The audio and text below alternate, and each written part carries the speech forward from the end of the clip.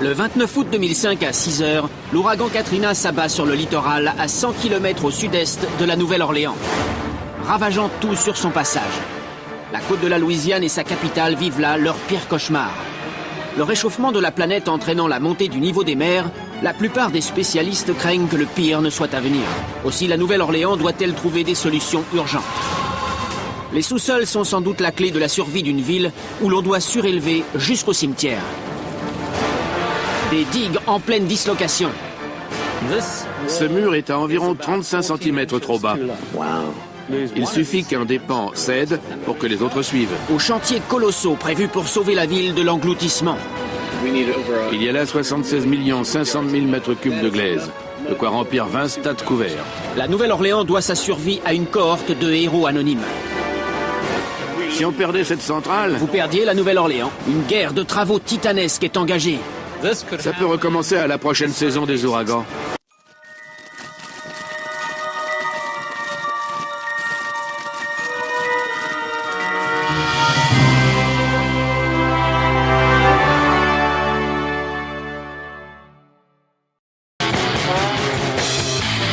La Nouvelle-Orléans se remet lentement du passage de l'ouragan Katrina.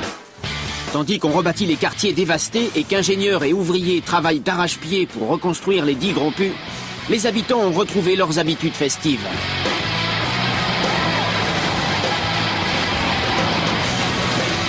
Bonjour, je suis Don Wildman. Comme vous pouvez le voir, Mardi Gras bat son plein en centre-ville. Les gens font la fête sans se soucier du lendemain. Il faut se réjouir de cette liesse, puisqu'en août 2005, la plupart des habitants ne prédisaient plus aucun avenir à la Nouvelle-Orléans. L'ouragan Katrina a inondé 65 de ses 75 quartiers, tuant plus de 1200 personnes. C'est la pire catastrophe, à la fois naturelle et structurelle, qu'aient connue les États-Unis. Le fait est que la capitale du jazz a toujours été confrontée à de grosses difficultés pour survivre. La moitié de la Nouvelle-Orléans est située sous le niveau de la mer, par endroits jusqu'à moins 3,50 m. Une réalité difficile à vivre, qui depuis des lustres pousse ses habitants à se mesurer aux forces de la nature. Si ingénieurs et scientifiques n'agissent pas très rapidement, la Nouvelle-Orléans risque d'être définitivement rayée de la carte. Une course contre la montre s'est donc engagée. Une seule solution, le sous-sol. Une moitié de la ville est située sous le niveau de la mer, et la totalité de ces édifices repose sur un socle bourbeux. À l'exception des tunnels de drainage ayant permis d'assécher la ville, son sous-sol comporte très peu d'ouvrages bâtis par l'homme. Pourtant, ce dernier a toujours joué un rôle prépondérant dans son urbanisation, comme récemment lorsque Katrina a frappé les côtes de la Louisiane. Si Katrina a fondu sur la Nouvelle-Orléans à 230 km/h, ce n'est pas le vent qui l'a presque entièrement ravagé, mais les eaux qui cernent toute la ville. Au nord, le lac Pontchartrain. Au sud, le golfe du Mexique. À l'est, le lac Borgne. Et serpentant à travers la ville, le fleuve Mississippi. Regardez un peu ça. D'ici, je pointe vers ce navire. D'accord? Il est sur le fleuve Mississippi. Vous devinez où est le problème? Regardez, le niveau de l'eau est là-bas. Et voyez où vivent les gens, en contrebas. Eau, plus population, égale problème. Quelques scientifiques spécialisés qui avaient prédit la catastrophe s'ingénuent depuis à prévenir une récidive potentiellement fatale. L'ouragan Katrina aurait généré une énergie égale à celle de 100 000 bombes atomiques. Mais nombreux sont les gens à penser que ça n'était rien en comparaison de ce qui attend la Nouvelle-Orléans. En particulier à cause du réchauffement de la planète et de la montée du niveau des mers. Il y a urgence à anticiper correctement un nouveau désastre. J'ai rendez-vous avec Ivor Van Heerden, un spécialiste du Centre d'études des ouragans à l'Université de Louisiane.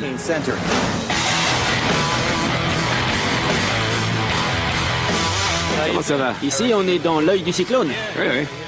Originaire d'Afrique du Sud, Ivor Van Heerden est venu vivre à la Nouvelle-Orléans, qu'il entend sauver comme on sauve une terre d'accueil.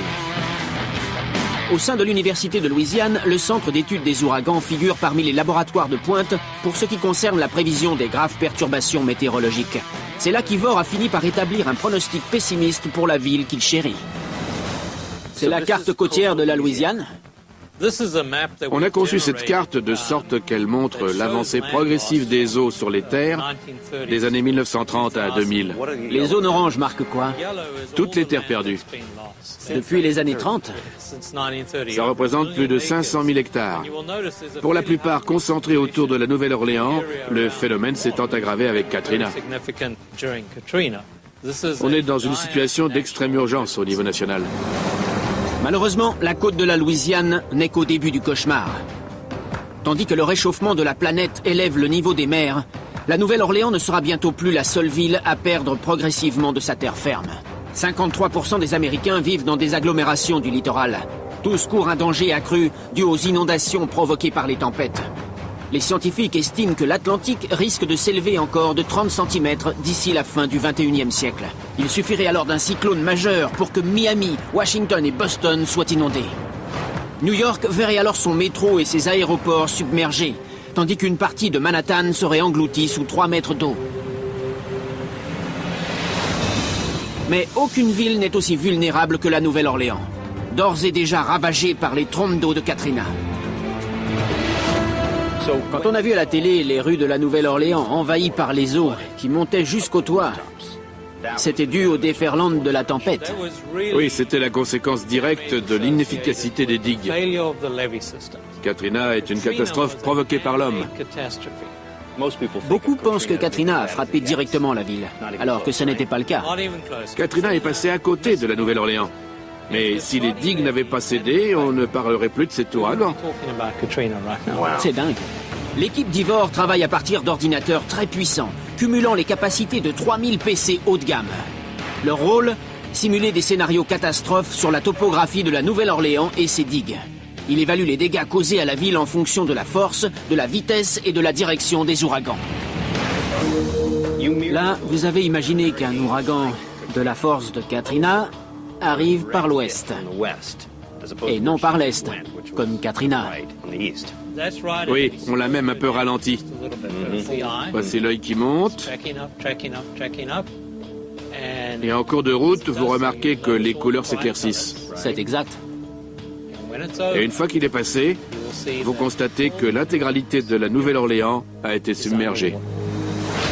Si au passage de Katrina, le célèbre quartier français a été épargné des eaux, il faut savoir qu'un ouragan de catégorie 3 en provenance de l'ouest bouleverserait ce scénario. Les vents provoqueraient des déferlantes provenant des voies navigables, comme le Mississippi, et créeraient un énorme raz-de-marée qui franchirait les digues. Ces trombes s'abattraient sur Bourbon Street et culmineraient à 4,50 m au-dessus du niveau de la mer, engloutissant le reste de la ville sur des kilomètres. Un tel scénario ferait sans doute dans les 50 000 morts au lieu des 1500 victimes recensées. Vous êtes sûr que ça peut arriver? Pas plus tard qu'à la prochaine saison des ouragans. Ivor pense qu'il faut s'attendre à voir déferler une nouvelle méga-tempête. Pour protéger la Nouvelle-Orléans d'un cataclysme, les ingénieurs doivent reconstruire ses défenses, à commencer par ses infrastructures souterraines.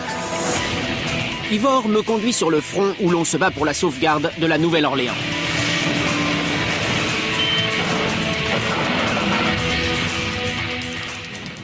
On y va?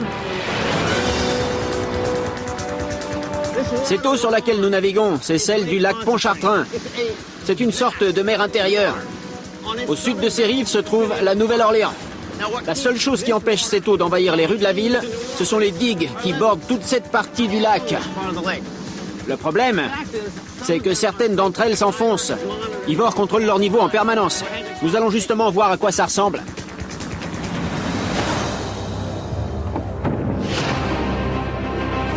Wow. Ici, nous sommes sur le flanc ouest de la Nouvelle-Orléans.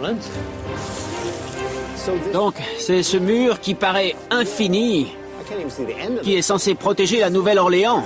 C'est ça, il part du fleuve Mississippi et court jusqu'au lac Pontchartrain. C'est le type de digue construite en 1900 en forme de I. Ces digues constituent l'alternative moderne au traditionnel levé de terre. Ces murs en I sont de simples plaques de béton armées, enfoncées profondément dans le sol. Si la digue en T est plus coûteuse, elle est également plus efficace. Elle s'appuie sur une large chape de béton, dont la stabilité est renforcée par de solides pieux de soutènement enfoncés de biais dans la terre. Tandis que tous les segments en T ont survécu au passage de Katrina, nombreuses sont les digues en I à avoir cédé. Ivor me montre l'endroit où une rangée s'enfonce après s'être désolidarisée de son tablier métallique, au point de pencher de manière inquiétante. Ce pan de mur qui pèse un poids colossal repose verticalement sur un terrain meuble et se met à pencher au fur et à mesure qu'il s'enfonce, c'est ça? Oui, s'il s'affaisse et si on le compare aux segments adjacents, on s'aperçoit qu'il est environ 35 cm trop bas. De la même manière qu'un simple trou suffit à couler un bateau, si un seul de ces segments de digue cède, tout le reste s'écroule. Ça vous dirait de vivre juste de l'autre côté? Non. Moi non plus. Le seul moyen de solidariser ces digues consiste à les renforcer profondément en sous-sol. Mais le simple remplacement des digues en I par un modèle en T coûterait des milliards de dollars. Pourtant, Ivor pense que c'est le prix à payer, ainsi que pour d'autres projets de reflux des eaux, si l'on veut sauver la Nouvelle-Orléans d'une mort programmée. Katrina nous a servi de leçon. L'ouragan nous a enseigné que nos infrastructures ne sont pas à la hauteur et qu'il faut les améliorer d'urgence, car nous restons extrêmement vulnérables.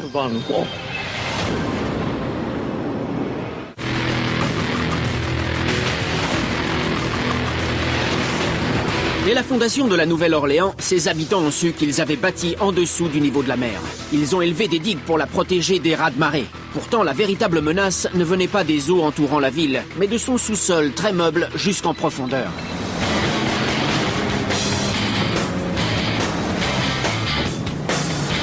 Je rencontre le capitaine Marshall du génie militaire pour comprendre comment la Nouvelle-Orléans travaille à résoudre ce vieux problème. Vous m'emmenez voir les digues? C'est ça. C'est pour moi? Oui. Merci. À partir de maintenant, vous êtes sous la protection de l'armée. Quelle est la longueur des digues qui entourent la Nouvelle-Orléans? Le périmètre de protection total, 560 km, en cumulant les remblais et les murs de béton. Ça fait la distance de Houston à la Nouvelle-Orléans ou de San Francisco à Los Angeles. À la suite du passage de Katrina, plus de 16 000 soldats ouvriers du génie militaire ont reconstruit ces levées de terre d'apparence simple. Les digues, qui sont des remblais servant à contenir l'eau des inondations, forment en définitive les fondations de la ville. Leurs ancêtres étaient les remblais naturels accumulés pendant des milliers d'années par les sédiments des rives du Mississippi. Quand les premiers colons français arrivent en 1718, ils s'implantent sur ces hautes terres, avant de commencer à assécher les marécages et à élever des murets de 90 cm pour se protéger. Au cours du siècle qui suit, si la ville s'étend et continue d'élever des digues plus hautes, elle commence également à s'enfoncer. Au fur et à mesure que les terrains marécageux sont asséchés et bâtis, le poids des constructions provoque des affaissements. Tous les 50 ans, la ville s'enfonce de 60 cm, jusqu'à 3 mètres dans certaines zones. La Nouvelle-Orléans est devenue une cuvette géante bordée de digues protectrices. Pour peu qu'elle rompe comme c'est arrivé au passage de l'ouragan Katrina, la cuvette se remplit, immergeant la Nouvelle-Orléans. Cette digue sur laquelle nous grimpons, elle est achevée? Elle est terminée pour ce qui est de sa hauteur et de sa forme globale. Mais on doit encore y mettre de la végétation. Cette digue a été formée par un travail de terrassement au bulldozer. Elle atteint par endroits la largeur d'un terrain de football. De l'herbe y sera plantée afin que ses racines stabilisent le sol et retardent le travail de l'érosion. Les ingénieurs du génie militaire ont dû calculer très précisément l'emplacement de ces digues, leur hauteur et la composition exacte de leurs terres.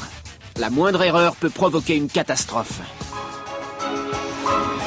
Au passage de Katrina, des déferlantes ont fait déborder le canal industriel traversant la 9e circonscription de la Nouvelle-Orléans. Les eaux ont érodé les remblais de terre, jusqu'à ce que la structure s'affaisse à 3 endroits, laissant inonder l'intégralité du quartier et provoquant la mort de 70 personnes. Toutes nos structures doivent être assez résistantes pour supporter des tempêtes plus fortes que celles pour lesquelles elles ont été conçues. C'est la grande leçon du passage de Katrina. La solution n'est pas uniquement dans la hauteur des digues, mais aussi dans la résistance de leur soubassement. L'argile tendre qui a causé l'affaissement progressif des digues fournit aussi la matière première idéale pour élever les remblais. Cet immense chantier d'excavation situé à près de 5 km de la digue est une carrière où l'on extrait la précieuse argile. C'est ça, votre carrière d'argile? Oui, Vous faites littéralement des bains de boue ici. en quelque sorte. Elle fait 21 hectares. Et on prévoit de la creuser jusqu'à 6,70 m de profondeur.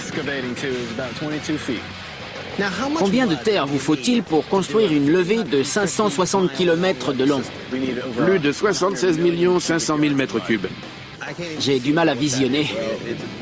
D'après nos calculs, ça suffirait à remplir une vingtaine de stades couverts. Je peux descendre palper la consistance de votre matériau de travail?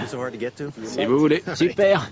Cette carrière d'argile représente littéralement le sous-sol de la Nouvelle-Orléans. C'est l'occasion rare d'avoir un aperçu du milieu géologique sur lequel s'appuie la ville et qui est la clé de sa sauvegarde. À la différence des autres grandes villes américaines, la Nouvelle-Orléans ne repose pas sur de la roche, mais sur plusieurs couches de boue, de limon et d'argile. En creusant à travers ces strates, le génie militaire espère trouver comment assurer la pérennité de la Nouvelle-Orléans. Voici un bon exemple de ce qu'on recherche. C'est de l'argile. C'est cette terre glaise collante? Vous voyez comme c'est malléable et imperméable. C'est elle qui va donner aux digues leur structure. Exactement. Comment avez-vous découvert ce gisement?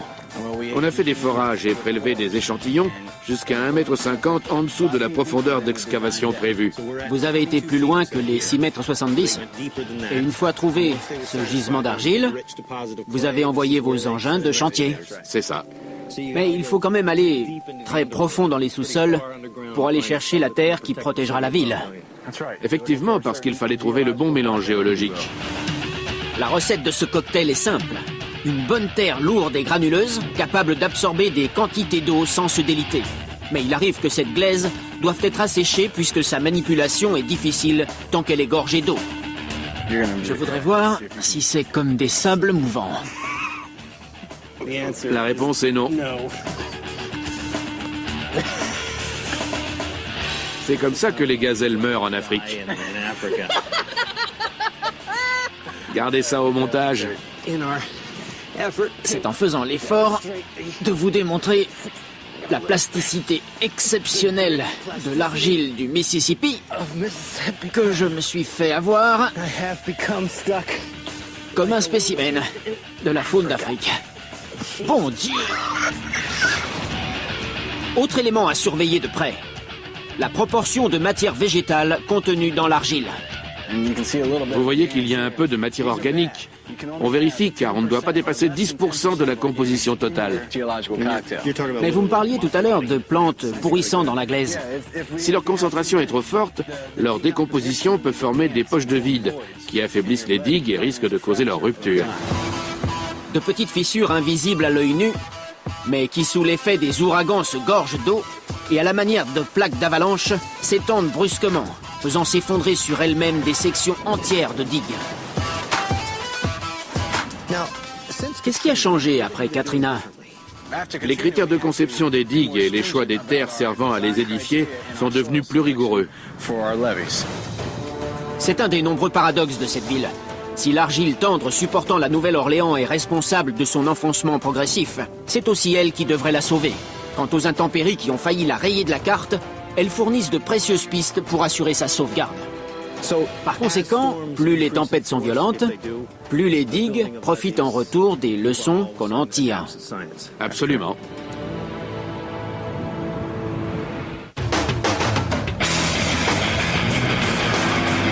Les colons français qui ont bâti la Nouvelle-Orléans ont eu la tâche difficile de transformer des marécages nauséabonds en une agglomération saine.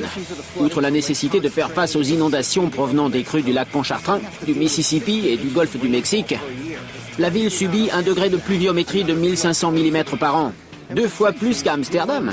Des siècles durant, la Nouvelle-Orléans n'a pas eu de vrais moyens pour évacuer ses eaux de pluie. Malaria, fièvre jaune et choléra faisaient partie de son quotidien. Face à ce dilemme, les urbanistes ont dû trouver une solution. Et c'est en sous-sol qu'elle s'est imposée. En 1878, une épidémie de fièvre jaune tue 4000 habitants, forçant 20% de la population à fuir. Après cette tragédie, la Nouvelle-Orléans se décide à lancer un vaste chantier destiné à évacuer ses eaux stagnantes après de fortes précipitations.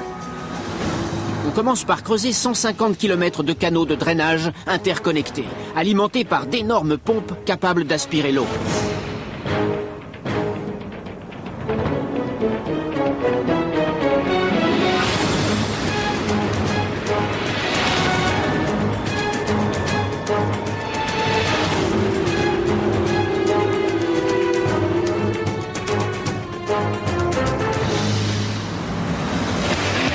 vaste réseau de canaux dessert 24 stations de pompage. La moitié est enfouie à 3,50 mètres. La construction de ces canaux souterrains dans un sous-sol meuble ne sera pas chose facile. Une fois creusés, les canaux sont bordés de parois d'acier. On place au sommet des étais afin d'assurer la verticalité des renforts. Puis on coule devant l'armature une épaisseur de béton suffisante pour supporter la dalle d'appui des rues et des immeubles. Ainsi seront canalisés chaque jour jusqu'à 75 milliards de litres d'eau. Ces canaux font partie des rares ouvrages souterrains de la ville. Le 29 août 2005, ces 145 km d'égouts, dont la majeure partie vieille d'un siècle, ont été mis à rude contribution. Il est possible qu'on doive au réseau de stations de pompage de la ville, âgé d'un siècle, la survie de la Nouvelle-Orléans. Ces pompes sont capables d'aspirer 75 milliards de litres d'eau en 24 heures. Ça fait une piscine olympique presque toutes les 2 secondes. Mais ces pompes colossales n'ont pas été conçues pour pallier une rupture des digues. Quand l'ouragan Katrina s'est abattu, on a évacué la plupart des habitants, sauf les ouvriers des stations de pompage, restés sur place au péril de leur vie. Ils sont restés pour protéger la ville. Et l'histoire de la station numéro 6 est incroyable.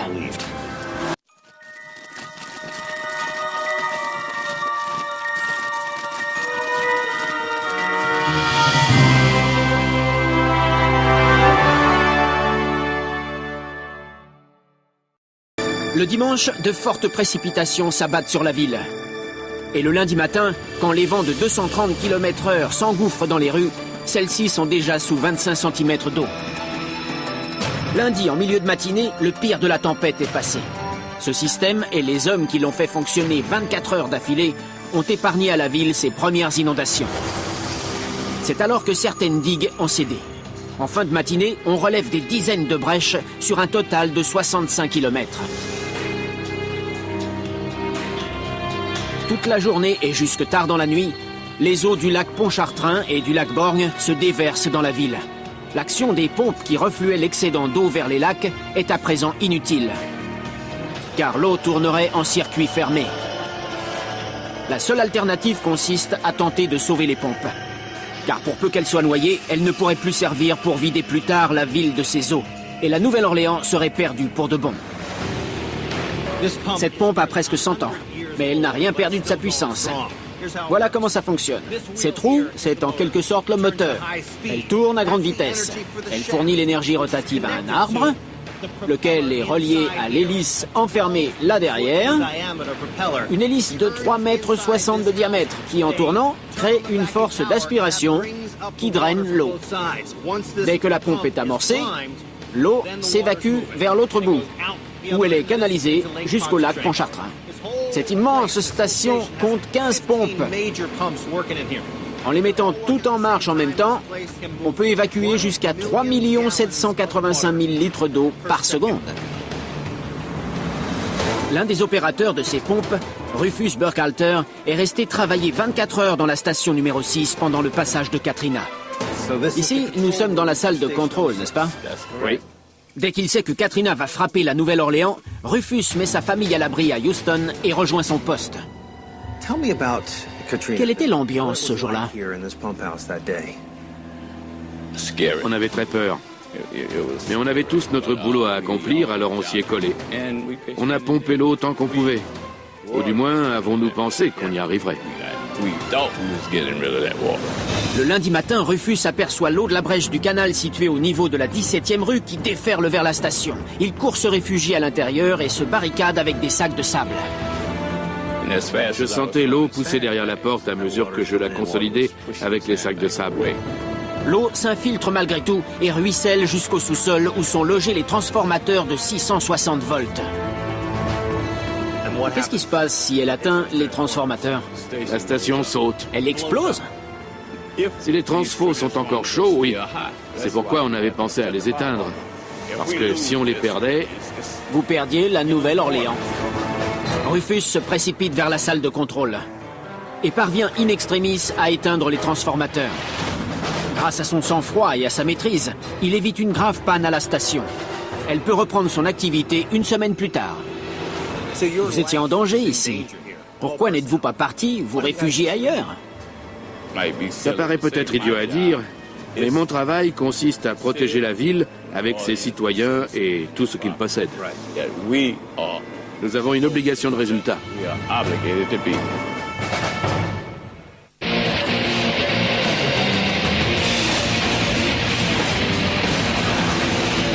Tout le monde sait que les digues de la Nouvelle-Orléans posent problème. Pourtant, elles ne sont que la partie visible de l'iceberg, car la Nouvelle-Orléans s'enfonce. Et dans quelques dizaines d'années, l'océan risque de la voir rejointe. Tout ça parce que les meilleures défenses naturelles contre les ouragans, c'est-à-dire ces millions d'hectares de marais côtiers, disparaissent au rythme ahurissant d'un terrain de football toutes les 45 minutes. On s'est aperçu que sur une largeur de 4 km 300, la partie littérale de ces zones humides a pour fonction naturelle d'absorber les projections des tempêtes sur une profondeur de 30 cm. Et comme l'a prouvé Katrina, il y a urgence à préserver chaque centimètre de cette ville, située sous le niveau de la mer. Heureusement, une solution existe, et elle est située juste sous mes pieds. Vous allez voir.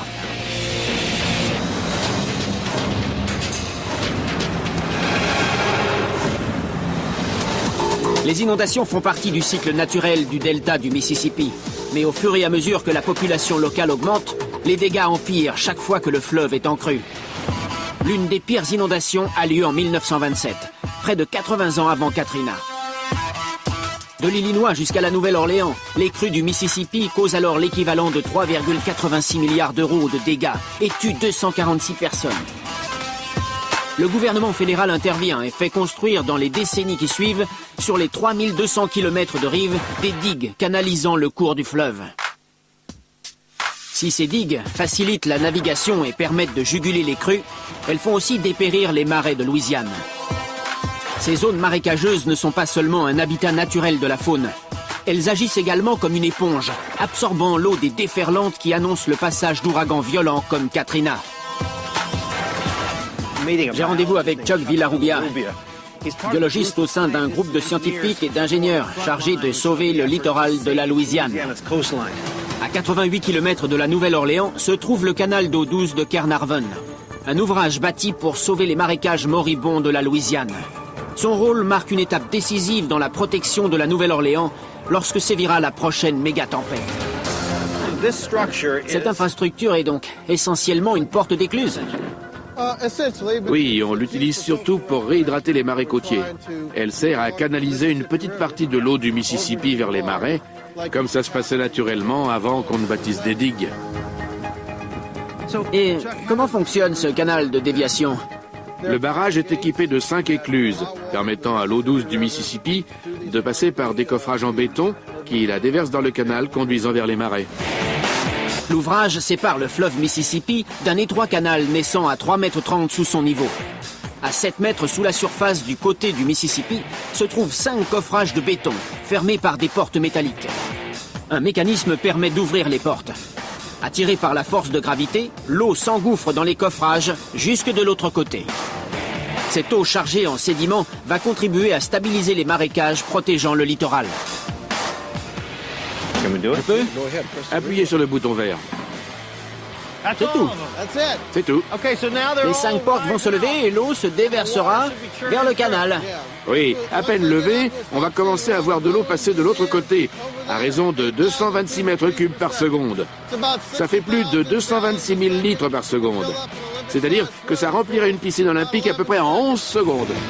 Ce barrage de déviation, ainsi qu'un autre plus imposant, ont été édifiés au début des années 90. Mais après le passage désastreux de Katrina, il est prévu d'en bâtir d'autres.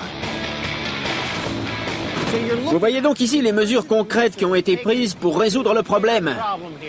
Les marais côtiers ont besoin d'être alimentés en eau du Mississippi.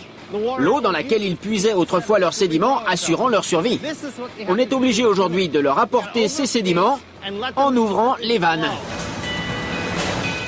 Ces sédiments provenant du Mississippi vont contribuer à restaurer les 106 km² de zones humides détruites par Katrina. Mais il faut bien davantage que la boue d'un fleuve pour espérer les sauver. La seule façon de comprendre ce qui se passe sous l'eau et en sous-sol est d'avoir une vue aérienne de la situation. Darren Lee, spécialiste de l'environnement, m'emmène à 450 mètres d'altitude voir ce qu'il subsiste des marais de Louisiane. dernière ligne de défense contre un prochain ouragan dévastateur.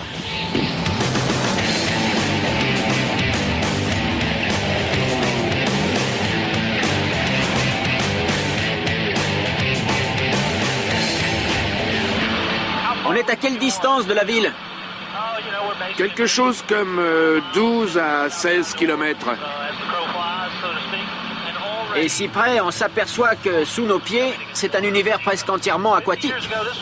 Il y a 50 ans, c'était des marais praticables à pied. On estime que d'ici 2050, on aura perdu en terre l'équivalent de la superficie de Baltimore ou de Washington. C'est bizarre, parce qu'ici, on parle d'un point de vue scientifique et écologique. Mais si ailleurs aux États-Unis, quelqu'un voulait s'emparer de force d'une telle superficie, on lui enverrait l'armée. C'est vrai. La plupart de ceux qui travaillent ici ont conscience de l'étendue et de l'urgence du problème. Et ils s'y attellent exactement comme s'ils combattaient un ennemi. Le risque est effectivement de perdre une guerre. On va amérir pour voir ça de plus près. D'accord. À 450 mètres d'altitude, le problème est parfaitement clair. Mais c'est en bas que se trouve la solution. À 115 km de la Nouvelle-Orléans se trouve le lac Boudreau, où Darren et un groupe de scientifiques dirigent le projet de sauvegarde des marais du lac Boudreau pour tenter de réparer une partie des énormes dégâts. L'objectif, ajouter 100 hectares de zones marécageuses bien tangibles, à un littoral qui a perdu une langue de 60 à 90 mètres en 50 ans seulement. On est en plein milieu des marais. Par ici? Et faites attention où vous mettez les pieds, on s'enfonce. Je sens le sol bouger. On a l'impression de remuer tout l'îlot rien qu'en se déplaçant. Les Cajuns appelaient ça la prairie tremblante à l'époque. C'était terreux et couvert d'herbes grasses. On se croirait sur un trampoline. C'est pour ça que c'est si fragile. Oui. Avec votre équipe, vous démarrez donc d'un marais naturel. Oui, on monte ici sur ce qu'on appelle un endiguement. Le projet consiste à draguer des sédiments du lac qui se trouvent face à nous pour les transférer derrière cet endiguement et restaurer peu à peu les terres marécageuses.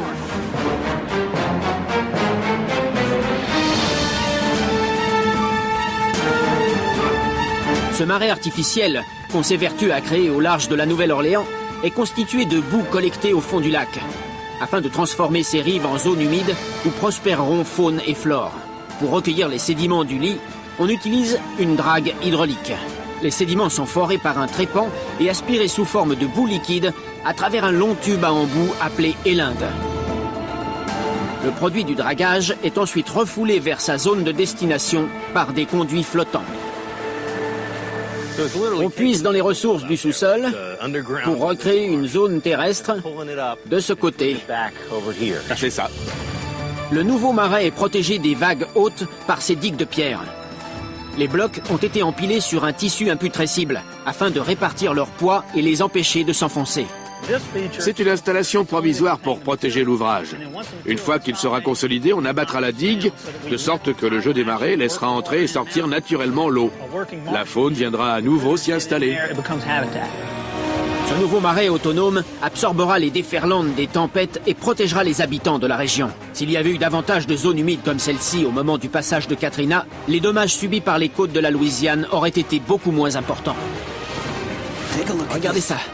C'est précisément la vase qu'on est en train d'évoquer. Elle provient du fond du delta du Mississippi. On est ici en Louisiane, mais ces limons viennent du Minnesota, du Nebraska et du Missouri. C'est donc un peu de ma patrie, l'Amérique, que j'ai sur les mains.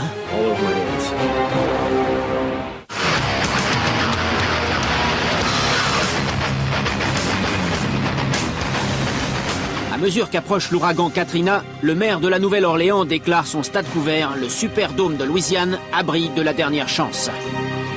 Mais les vents déchaînés de Katrina vont arracher une partie du toit du bâtiment.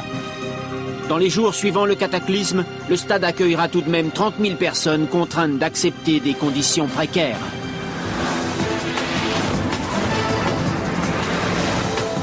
Ce stade, dont je rappelle qu'il est le plus grand stade couvert du monde, a été témoin du très long chaos qui a régné ici, après le passage de Katrina. Aujourd'hui, il a retrouvé toute sa superbe et il est devenu le symbole de la rapidité avec laquelle la Nouvelle-Orléans a ressurgi du malheur.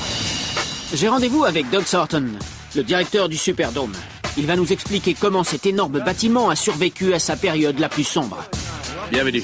Alors, on est donc dans le stade? Oui, 185 800 mètres carrés d'espace sous une seule coupole.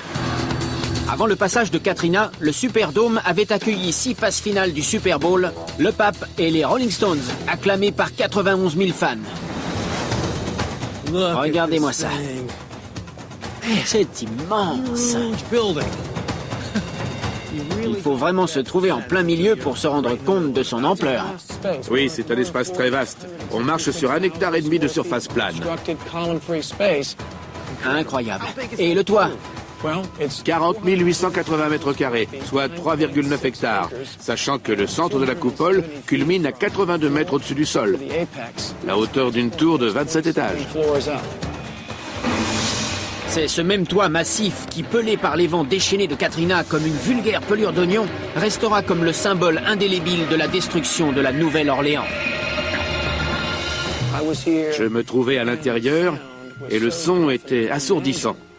Imaginez à l'extérieur les vents soulevant le revêtement et toute la charpente métallique qui vibrait comme ça n'est pas permis. On aurait dit qu'une rame de métro ou de montagne russe circulait sans arrêt sur le toit. Ce lundi matin, alors que l'ouragan faisait rage, 14 000 personnes se sont réfugiées à l'intérieur du Superdome. L'afflux a commencé le dimanche matin, quand la municipalité a déclaré le bâtiment refuge de la dernière chance. Dans cette partie basse-là, imaginez 6 000 personnes, blotties les unes contre les autres, essayant de se protéger de la pluie et des débris passant par les trous du toit. Nous avons dû les mettre rapidement à l'abri dans le hall. Et c'est là que j'ai eu très peur qu'il y ait des victimes à cause des éléments tombant de la coupole. Le temps que l'ouragan passe le lundi après-midi, 70% du revêtement du toit a été arraché. Mais si l'intérieur du stade est trempé, tout le monde est sain et sauf.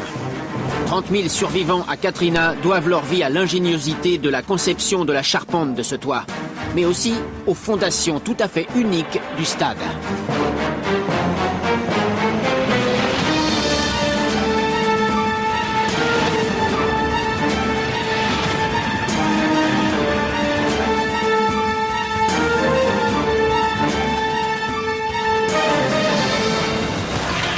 Si l'on dégarnit le Superdome de son revêtement extérieur, on découvre 672 colonnes. Toutes appuyées sur des dalles de béton indépendantes, et chacune soutenue par 15 pilotis de 2,5 cm de côté, lesquels s'enfoncent de 50 mètres dans le sol, la hauteur d'un immeuble de 16 étages. Ce peigne de 5000 tiges très fines empêche le Superdome de s'affaisser. Si les pilotis ne s'enfoncent pas, c'est parce que leur stabilité verticale est assurée par l'argile granuleuse compactée dans laquelle ils plongent. Toute proportion gardée, le processus est identique à celui d'un pied de parasol qu'on enfonce dans le sable. Si grâce à sa surélévation de 90 cm par rapport au niveau de la mer, le Superdome a survécu aux premières déferlantes de Katrina, le pire restait à venir. Le lendemain matin, l'eau clapotait sur le seuil. Elle atteignait 1,50 m dans une des rues et 90 cm derrière le Superdome. Et les réfugiés affluaient. Les hélicoptères de la sécurité civile les déposaient par grappes. Ou bien c'étaient les camions de transport de troupes quasiment amphibies. Les gens remorquaient dans des caisses ce qu'ils avaient pu sauver et arrivaient ici par tous les moyens possibles.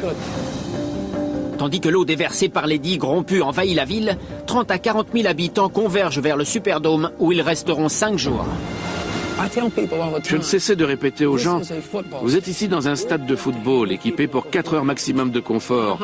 Ce n'est ni un hôpital, ni un hôtel où l'on peut subvenir aux besoins des gens pendant 4 ou 5 jours.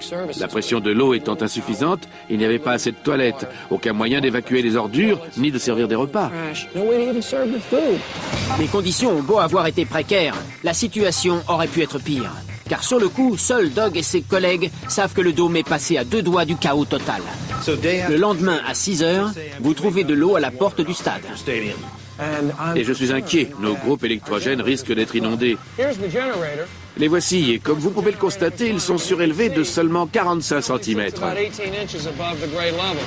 Oui. Je suis donc venu par ici jusqu'à cette porte, et j'ai regardé par la lucarne. J'avais à peine approché mon visage que j'ai constaté que 90 cm d'eau clapotait contre la porte. Et là, je suis resté impuissant, parce que cette eau commençait à passer sous le seuil et à envahir la salle des machines. Instinctivement, j'ai pensé à ces scènes de films où les machinistes d'un navire en perdition sont inondés par une voie d'eau dans la cale.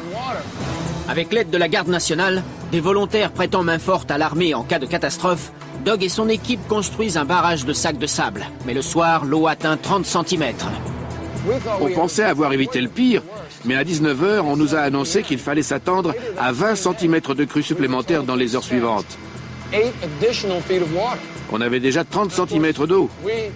Par conséquent, si on atteignait 50 cm, ça aurait été la panne totale du groupe électrogène. Plonger subitement 30 000 réfugiés dans l'obscurité totale aurait déclenché des scènes de panique meurtrière. Aussi, une poignée d'hommes est restée à veiller non-stop pendant 3 jours, observant la montée des eaux et se préparant à évacuer les civils vers le parking. Vous voyez la trace de repère inscrit sur le mur pour contrôler la montée de l'eau. La petite croix noire, c'est le seuil limite avant que les groupes électrogènes soient hors d'usage. Par chance, le niveau a culminé à 35 cm et la crue s'est arrêtée. C'était limite. D'un cheveu. Après 6 jours d'enfer, le Superdome peut être enfin évacué. Beaucoup s'attendent à ce que le stade soit démoli. Mais grâce aux subventions gouvernementales et fédérales, 12 mois de travaux et 150 millions d'euros, le Superdome rouvre ses portes complètement rénovées. Juste à temps pour la saison de football. C'était important pour nous de réparer le Superdome. D'abord parce que ce bâtiment est un grand symbole de l'économie locale. Ensuite parce qu'il est devenu l'incarnation médiatique de la souffrance des gens de la Nouvelle-Orléans après Katrina. Pour conserver ce symbole, il fallait qu'on répare très vite les graves dégâts qu'il avait subis. Si on le reconstruisait, la Nouvelle-Orléans suivrait. Oui, l'enjeu était celui d'une grande ville s'efforçant de reconquérir l'admiration de la nation. Il fallait qu'on montre au monde entier notre envie de renaître.